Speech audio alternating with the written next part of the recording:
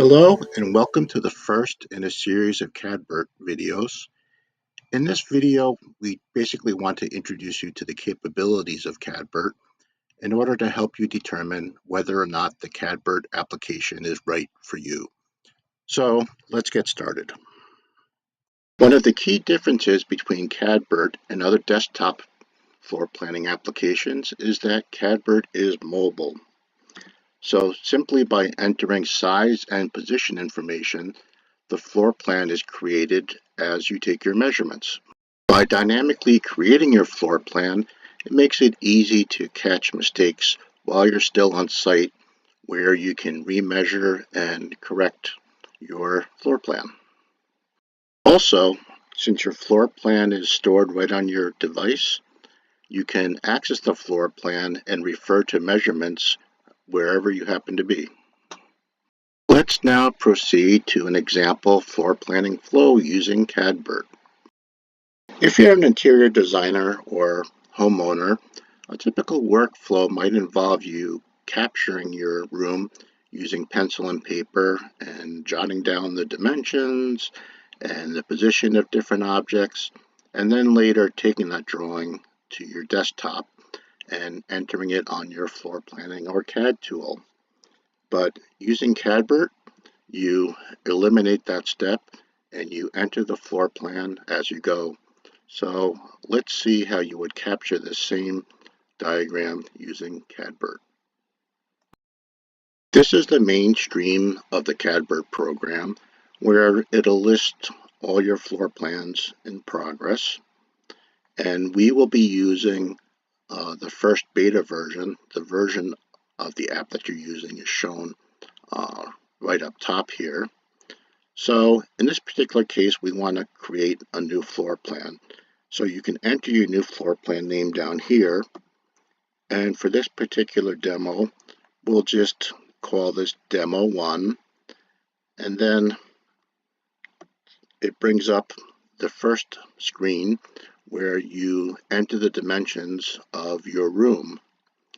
Now, if you were doing a multi-room floor plan, then you can choose any room to begin with, and you can add additional rooms as you go.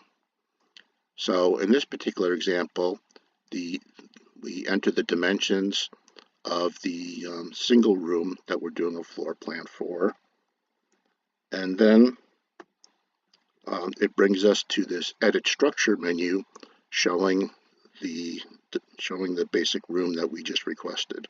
The first thing that we'll do is we'll make the entire width of this wall open. So to do that, just click on the wall and we bring up the Add menu and we want to add an opening down here. Now by default, this menu will bring up the entire width of the wall, which is what we want, so no need to change that. And in the positioning menu, by default, it will center your opening on the wall, which again is what we want, so no need to enter anything. And we get the opening across the entire width that we wanted. Next, we'll add our windows. So first thing I'm going to do is add a window to this wall. So I click on the wall, brings up the Add menu. I go down here, select Window, and it gives me the option to enter the width. For this demo, I'm going to just use the default 28-inch width.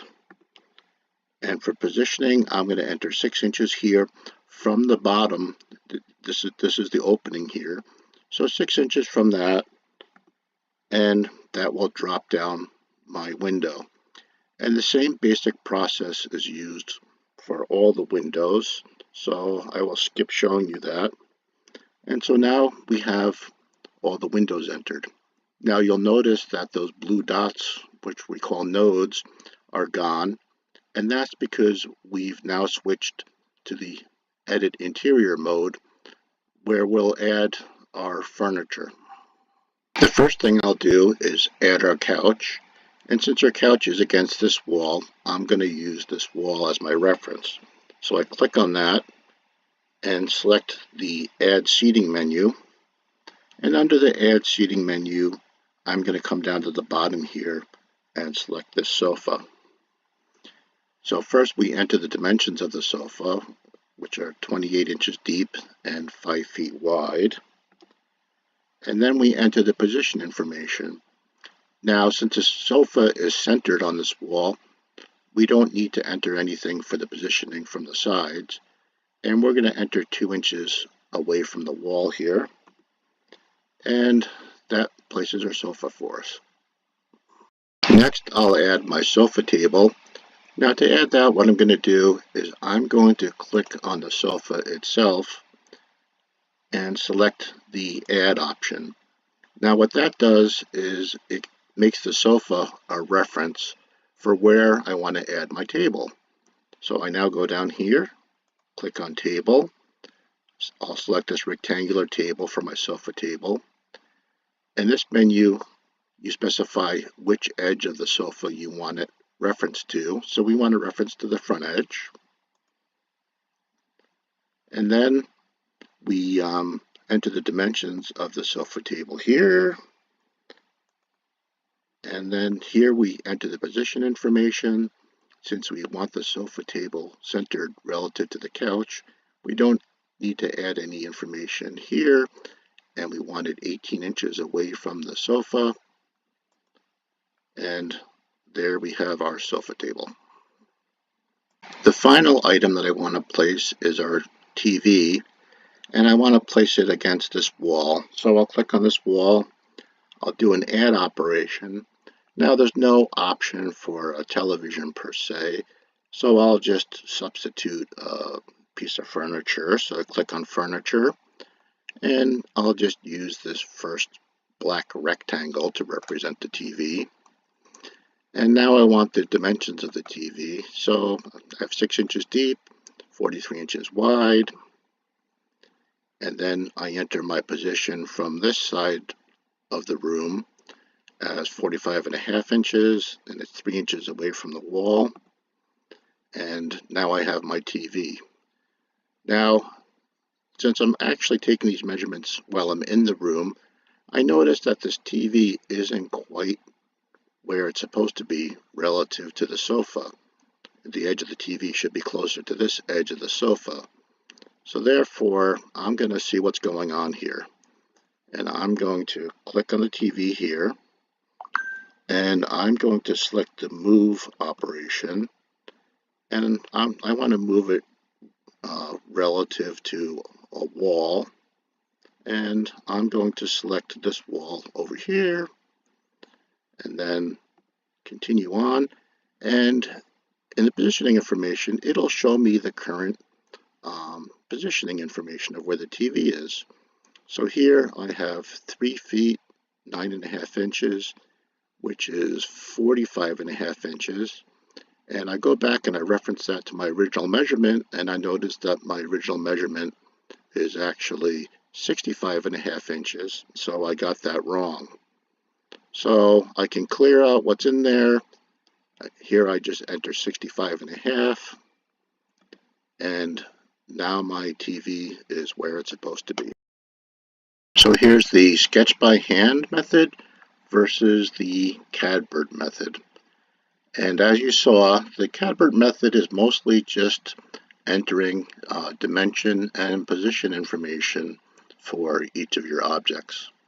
And once you have your floor plan drawing, you can take that and you can export it to another tool if you'd like. You can export a standard SVG that's resized for print sized, or you can export it full scale, in which all of your original measurements are retained in the drawing.